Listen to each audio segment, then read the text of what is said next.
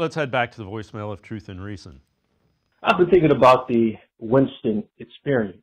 And Jameis is a likable person. He is somebody that we can root for. He is a gunslinger, but the likable person isn't necessarily the best person for the job. And even though we root for him, he is what he is, and he is what he has been since entering the league. And although I don't think his interceptions lose the game for us all the time, they definitely do contribute, because if Hopkins had made those field goals, perhaps the team would have had a belief that they could have won the game and maybe played harder. I'm not saying that they didn't play hard, but maybe there would have been more energy for them to try to win the game. As always, thanks for taking my call.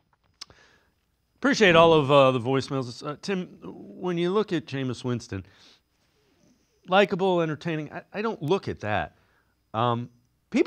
Players appear to like playing with him. I think that's a huge asset for a quarterback. Now, would he turn the ball over fewer times if you had a run game? And we'll get into that next segment, where instead of throwing 45 passes, he's throwing 45 or 60, he's throwing 30. I think that's kind of the sweet spot, where you have a run game, so he can still take his shots, but I think part of the problem is he feels like he's got to make a big play, and he thinks he has the arm to do it, so he's forcing things. Again, he has never played with a really good run game. Yeah, no question about it. I think everybody kind of thought that they were going to find one this season. That obviously didn't happen for the Browns.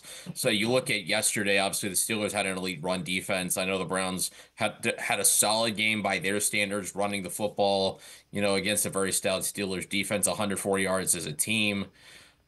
The fact is that they just have not run the football well all season, and that forces a team to become one-dimensional. When a team becomes one-dimensional on offense in the NFL, any decent NFL defense is going to take advantage of that, and that's exactly what the Steelers were able to do on Sunday.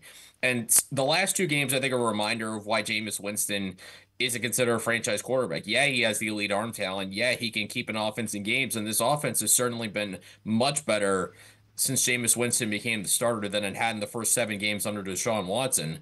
But at the same time, he's also not only had interceptions, just crucial game-changing interceptions. Obviously, the 2 pick sixes in Denver. I mentioned the pick by Keanu Benton in the second quarter, and the Steelers never lost control of the game from that point on.